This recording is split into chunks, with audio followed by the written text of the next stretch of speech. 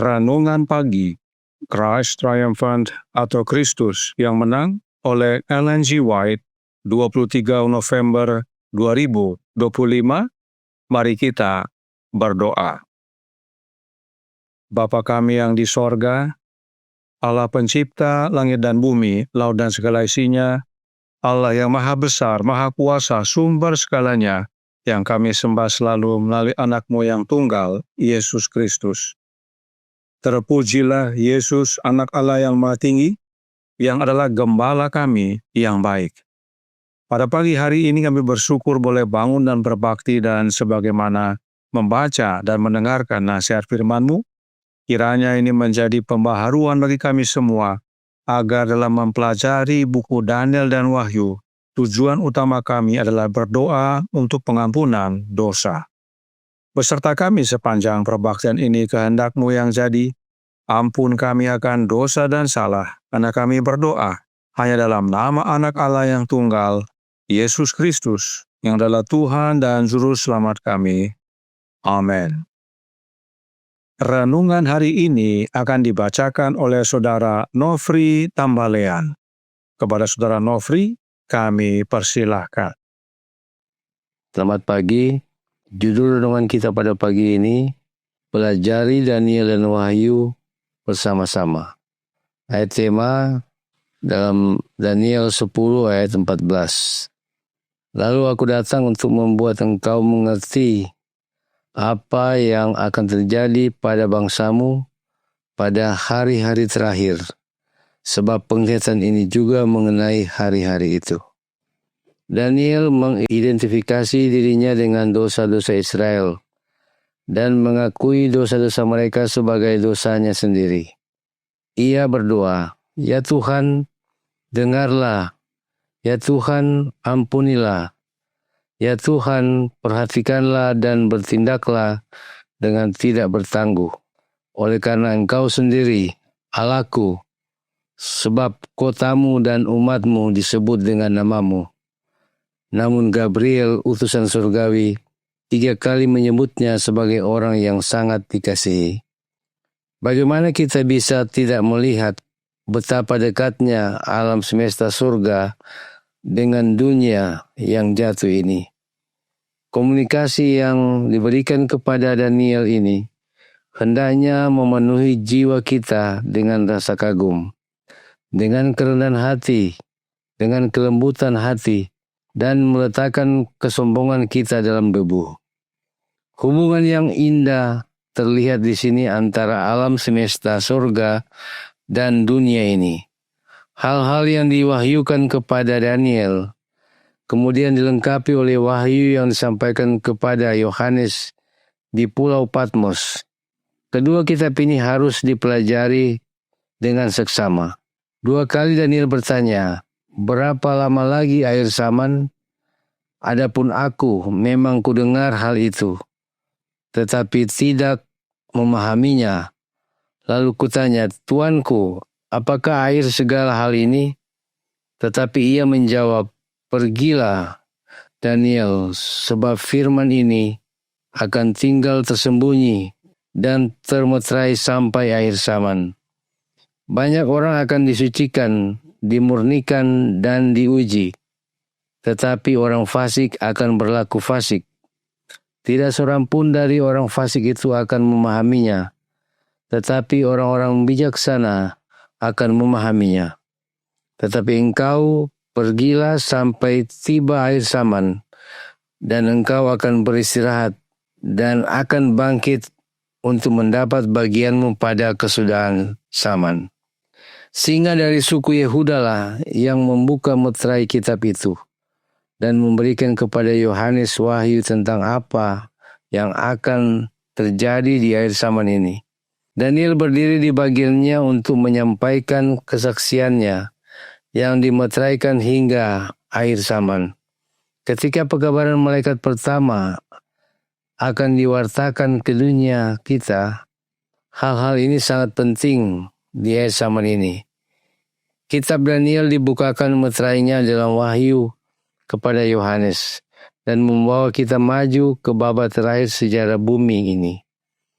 Kasus Daniel menyingkapkan kepada kita fakta bahwa Tuhan selalu siap mendengar doa-doa jiwa yang remuk redam. Dan ketika kita mencari Tuhan dengan segenap hati, Dia akan menjawab permohonan kita. Di sini terungkap dari mana Daniel memperoleh keterampilan dan pemahamannya.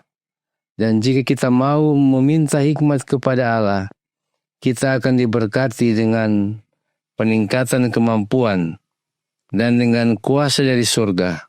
Jika kita mau datang kepada Allah sebagaimana adanya kita dan berdoa kepadanya dengan iman seperti yang dilakukan Daniel, kita akan melihat keselamatan dari Allah. Kita perlu berdoa seperti yang belum pernah kita doakan sebelumnya. Dikutip dari letter 59 tahun 1896. Demikian renungan kita pada pagi ini. Tuhan Yesus memberkati. Terima kasih atas penata-layanan Saudara Nofri. Tuhan Yesus memberkati. Selamat pagi saudaraku dalam Tuhan. Pekabaran renungan pagi hari ini sangat menarik. Mengapa? Sebab meski berjudul Pelajari Daniel dan Wahyu bersama-sama, namun yang ditekankan adalah teladan doa Daniel. Roh Nubuat berkata dalam suratnya nomor 45, 1897 paragraf 16, yang berbunyi, "Karena itu hendaklah kamu saling mengaku dosamu dan saling mendoakan supaya kamu sembuh. Doa orang yang benar bila dengan yakin didoakan sangat besar kuasanya." Yakobus 5 ayat 16. Doa yang sungguh-sungguh dan tekun kepada Allah untuk hal-hal yang kita butuhkan akan datang dari hati yang menyadari kebutuhannya. Kita harus menekankan desakan masalah ini seperti yang dilakukan Daniel dalam doanya. Seseorang berkata, "Di waktu petang, pagi dan tengah hari aku cemas dan menangis, dan ia mendengar suaraku." Mazmur 55 ayat 18. Daniel sadar akan kebutuhannya, yaitu kebutuhan akan pengampunan. Dan untuk itu Daniel tidak berlambat-lambat.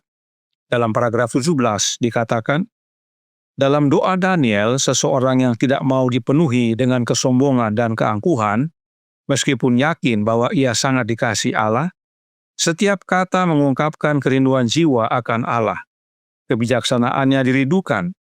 Doa Daniel mendesak, tak akan bisa ditolak atau ditunda. "Ya Tuhan, dengarlah," katanya. "Ya Tuhan, ampunilah. Ya Tuhan, perhatikanlah dan bertindaklah. Dengan tidak bertangguh, oleh karena Engkau sendiri, Allahku, sebab kotamu dan umatmu disebut dengan namamu." Daniel 9 ayat 19. Mengapa kita perlu pahami tentang doa Daniel ini?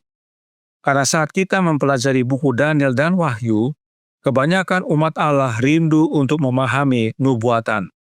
Padahal semuanya itu dinyatakan adalah agar kita dengan kerendahan hati berdoa kepada Allah Bapa untuk mendapatkan pengampunan. Tidak ada gunanya kita menjadi ahli nubuatan, namun akhirnya binasa. Lebih baik kita menjadi pendoa untuk memohon pengampunan dan mendesak. Waktunya semakin singkat. Adakah kita sudah memohon pengampunan kepada imam besar kita? Dalam tulisan lainnya dikatakan, suratnya nomor 3, 1897 paragraf 27. Marilah kita semua membaca doa Daniel dengan seksama, sebagaimana tertulis dalam kitab Taurat Musa. Segala malapetaka ini telah menimpa kita, tetapi kita tidak memanjatkan doa kita kepada Tuhan Allah kita, supaya kita berbalik dari kesalahan-kesalahan kita dan memahami kebenaran-Mu. Daniel 9 ayat 13. Inilah kekurangan kita. Firman belum menjadi pelita bagi kaki kita dan terang bagi jalan kita. Tetapi memang seharusnya demikian, karena Tuhan dialah Allah. Saudaraku dalam Tuhan, tidak lama lagi malapetaka menimpa dunia ini.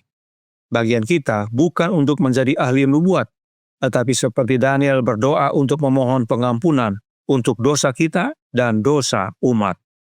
Semakin dekat waktunya, semakin tekun kita berdoa. Perhatikan doa Daniel yang nyatakan renungan pagi hari ini dalam Christ Triumphant halaman 334 paragraf 2. Daniel mengidentifikasi dirinya dengan dosa-dosa Israel dan mengakui dosa-dosa mereka sebagai dosanya sendiri. Ia berdoa, "Ya Tuhan, dengarlah. Ya Tuhan, ampunilah. Ya Tuhan, perhatikanlah dan bertindaklah dengan tidak bertangguh. Oleh karena Engkau sendiri, Allahku, sebab kotamu dan umatmu disebut dengan namamu." Namun Gabriel, utusan sorgawi, 3 kali menyebutnya sebagai orang yang sangat dikasihi. Namun, apa yang terjadi dengan umat Allah? Surat yang nomor 45, tahun 1897, paragraf 23 berkata, banyak anggota jemaat tidak mampu memanjatkan doa yang berkenan kepada Allah, karena hati mereka tidak rendah hati dan penuh penyesalan. Apa itu doa? Doa adalah persembahan hati kepada Allah, menyampaikan kebutuhan-kebutuhannya kepadanya. Daniel tahu kebutuhannya akan pengampunan, dan bukan hanya untuk dirinya, tetapi bagi bangsanya juga. Bahkan Daniel sadar bahwa dia sama berdosanya dengan bangsanya. Daniel tidak membedakan dirinya dari bangsanya. Inilah wujud kerendahan hati Daniel. Bahkan dikatakan dalam The Review and Herald tanggal 9 Februari tahun 1897, paragraf 11. Tugas kita adalah merendahkan jiwa kita di hadapan Allah, mengakui dosa-dosa kita, dan dengan iman mendekat kepadanya. Tuhan menjawab doa Daniel bukan agar Daniel memuliakan dirinya sendiri, melainkan agar berkat itu mencerminkan kemuliaan bagi Allah. Allah memang merancang untuk menyatakan dirinya dalam pemeliharaan dan kasih karunia-Nya. Tujuan doa kita seharusnya adalah kemuliaan Allah, bukan pemuliaan diri kita sendiri. Inilah pentingnya kita pelajari buku Daniel dan Wahyu, bukan untuk kemuliaan diri, tetapi kemuliaan Allah. Sebab apapun yang dinyatakan dan dibukakan kepada kita dari kedua buku tersebut adalah untuk kita semakin berserah dalam doa kepada Allah Bapa di sorga. Kita memohon pengampunan bagi diri kita dan bagi umat, sebab waktunya semakin singkat. Tidak lama lagi, Yesus akan keluar dari bilik yang maha suci dan pintu kasihan ditutup. Karenanya renungan hari ini berkata dalam Christ Triumphant, halaman 334, paragraf 6. Kasus Daniel menyingkapkan kepada kita fakta bahwa Tuhan selalu siap mendengar doa-doa jiwa yang remuk redam, dan ketika kita mencari Tuhan dengan segenap hati, Dia akan menjawab permohonan kita. Di sini terungkap dari mana Daniel memperoleh keterampilan dan pemahamannya, dan jika kita mau meminta hikmat kepada Allah, kita akan diberkati dengan peningkatan kemampuan dan dengan kuasa dari sorga. Jika kita mau datang kepada Allah sebagaimana adanya kita dan berdoa kepadanya dengan iman seperti yang dilakukan Daniel, kita akan melihat keselamatan dari Allah. Kita perlu berdoa seperti yang belum pernah kita doakan sebelumnya. Tuhan memberkati, saya bawa dalam nama Yesus. Amin. Mari kita berdoa. Bapa kami yang di sorga, Allah pencipta langit dan bumi, laut dan segala isinya, Allah yang maha besar, maha kuasa, sumber segalanya, yang kami sembah selalu melalui anak-Mu yang tunggal, Yesus Kristus. Terima kasih atas nasihat vital pada pagi hari ini, agar kami mempelajari buku Daniel dan Wahyu bersama-sama, bukan untuk kemuliaan diri sendiri, tetapi kemuliaan Allah. Dan itu karena kami datang berserah dalam doa kepadamu ya Bapa, memohon pengampunan. Sebab kami sadar dengan mempelajari kedua buku tersebut, waktunya semakin singkat dinyatakan kepada kami. Karenanya tolong kami ya Bapa, karuniakanlah roh anak-Mu dalam hidup ini, sebab kerendahan hati dan penyesalan adalah pekerjaan Kristus dalam hati kami. Sehingga kami datang kepadamu berserah dalam doa, memohon akan pengampunan dan bukan hanya bagi diri kami, tetapi juga bagi umat, agar kami berjaga dan bersedia sebab waktunya sudah dekat. Beserta kami sepanjang hari ini kehendak-Mu yang jadi, ampun kami akan dosa dan salah, karena kami berdoa hanya dalam nama Anak Allah yang tunggal, Yesus Kristus, yang adalah Tuhan dan Juru Selamat kami. Amin.